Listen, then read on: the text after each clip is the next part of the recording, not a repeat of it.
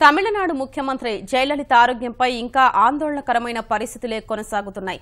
జ్వరంతో ఆసుపత్రిలో చేరిన ఆమెకు వివిధ రకాలైన ఆరోగ్య సమస్యలు ఉత్పన్నం కావడంతో ఒక్కొక్కటిగా చికిత్సలు అందిస్తున్నారు. తీవ్రమైన ఊపిరితిత్తుల సమస్యతో పాటు మధుమేహం, హృద్రోగ సమస్య, ఇన్ఫెక్షన్లు చుట్టుముట్టడంతో వాటిని తగ్గించేందుకు అత్యవసర వైద్యాన్ని అందిస్తున్నారు. ఇందుకోసం ఎయిమ్స్ నుంచి 3 వైద్య నిపుణుల్ని చెన్నై అపోలోకి రప్పించారు.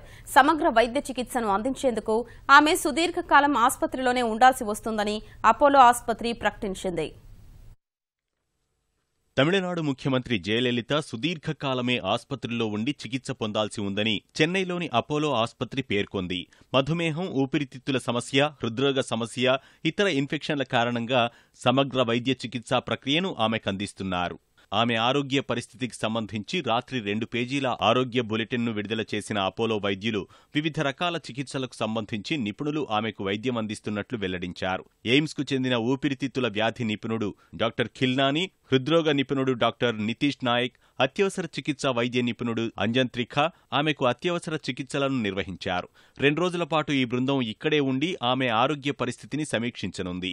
అటు స్థానిక వైద్య నిపుణుల బృందంతో కలిసి అవసరమైన వైద్యాన్ని అందించాలని నిర్ణయించారు. అటు లండన్ వైద్య నిపుణుడు రిచర్డ్ బెలే కూడా మరోమారు అక్కడి నుంచి వచ్చి జేకు వైద్యం చేస్తున్నారు. బెలే కూడా ఊపిరితిత్తుల వ్యాధులతో పాటు అత్యవసర వైద్య చికిత్సా నిపుణుడిగా స్థానిక అపోలో వైద్య బృందానికి, ఎయిమ్స్ వైద్యులకు జేకు చేయాల్సిన వైద్యంపై సూచనలు, సలహాలు అందిస్తున్నారు. చికిత్సా ప్రక్రియలో భాగంగా ఆమెకు శక్తివంతమైన యాంటీబయాటిక్స్, ఇన్ఫెక్షన్లను తగ్గించేందుకు ఇతర మందులను కూడా అందిస్తున్నారు. మరోవైపు ఆమెకు రేడియాలజీ పరీక్షలు కూడా నిర్వహించి ప్రతి అంశాన్ని సునిశ్చితంగా పరిశీలిస్తున్నారు. వివిధ ఆరోగ్య సమస్యల కారణంగా ఇబ్బంది పడుతున్న జేకు కృత్రిమ శ్వాసను కూడా కొనసాగిస్తున్నారు.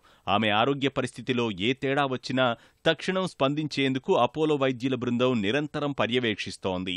గతంలోనూ ఆమె తీవ్రమైన మధుమేహ వ్యాధితో పాటు ఆస్తమాతో బాధపడిన కారణంగా అందుకు తగినట్లుగానే వైద్య చికిత్సను అందిస్తున్నామని అపోలో ఆసుపత్రి స్పష్టం చేసింది.